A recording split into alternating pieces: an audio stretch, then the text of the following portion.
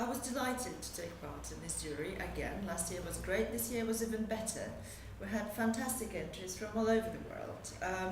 Lovely variety of entries from high-rise, very high spec, middle spec, low rise buildings, and some very, very tiny projects that nevertheless were very, very special. I think the one I'd really like to mention from this smaller scale projects was the one in Scotland. A beautiful design, very sensitive, and also you could see that people were working on a very tight budget. And I'm really happy that it was shortlisted, and I think everybody in the jury agreed to that. That was a very interesting entry. But generally, there were some surprises. We've seen some very nice new typology emerging from China. A project, International Art Center in Shanghai, very dynamic, low rise, unusually compared to the other projects that we've seen in China. That was a low rise project, mixed use, and live and work units that stood around the lake. Very nicely done. The other one that I would like to mention, that was my personal favorite, was the One Madison Park, New York, which is a very tall building, high-rise tower block, which is a very difficult task indeed to make the building work as a residential building in a form of a skyscraper, and they've done a fantastic job of it. It's a very small footprint, very tight site, which was resolved brilliantly. The flat's a very good plan, which is, as I said, for the high-rise residential is not such an easy task. I wish it would have been a winner, but it's in the short list, and it's certainly a very, very nice project. The winner this year is a very unusual little project from Denmark, which is incredible innovation. They use the existing silos that are abandoned and not used anymore, and they plugged in a selection of apartments, of all apartments in different planning, and even the architects themselves described them as Lego blocks that were attached to this central core. I must say that I didn't even know what silo was, which was very funny at the time, but the fact that it has the lift and the staircase already in it obviously makes it very sensible to use it as a core for a building, and the views from those apartments are amazing. They're all 4 sides, at least 2 sides, to orientation is really good. So the true sustainability, as I understand it, do not knock it down, but use it in the best possible way. So well done to the winners, and brilliant.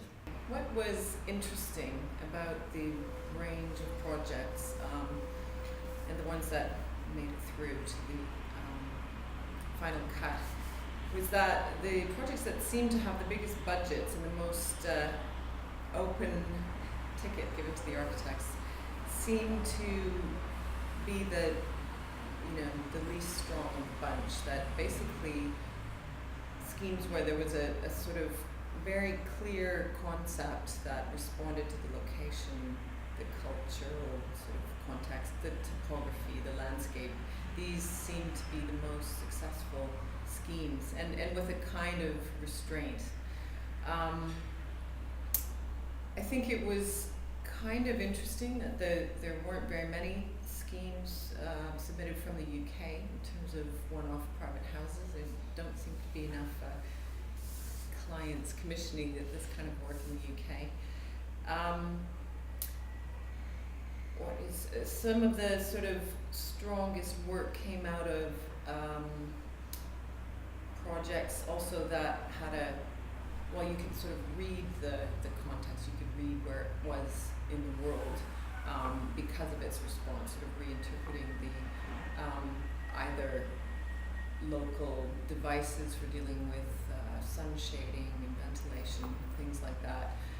Whereas projects that seemed too overtly styled seemed to kind of fall down at a certain point, that we felt that the winning scheme had a kind of timelessness, that when a scheme and it's the response of the architect to the context sort of transcends style and just becomes really a kind of exercise, kind of like writing an essay or writing a novel is how I describe it. When you design a one-off house, you have to be very clear about your intentions, and the whole project reads as a whole.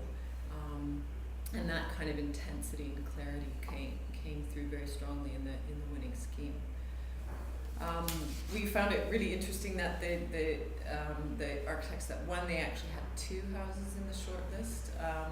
So obviously they're becoming sort of masters of their craft, and they're both in Seattle, or in the context of the West Coast of the USA, which is kind of interesting because it's carrying on the tradition of West Coast modernism, but the important point is that it is carrying on the tradition. It is moving forward in terms of the kind of modernist agenda, whereas a lot of the houses seem to be a little bit trapped in the kind of 50s and 60s ideas of the modern house and weren't really pushing it beyond that. So we really are kind of interested in the question, is this kind of restraint and limit to the progression of modernism, is that coming from the clients who are afraid to be pushed, or is it coming from the architects who feel kind of comfortable with that and are executing it beautifully, but it's not kind of taking us somewhere where we haven't been before? So that's what we were really looking for, those kind of moments of real exception and kind of surprise and discovery, where you don't just look at a beautiful image of a beautiful modern house and you kind of know it too well.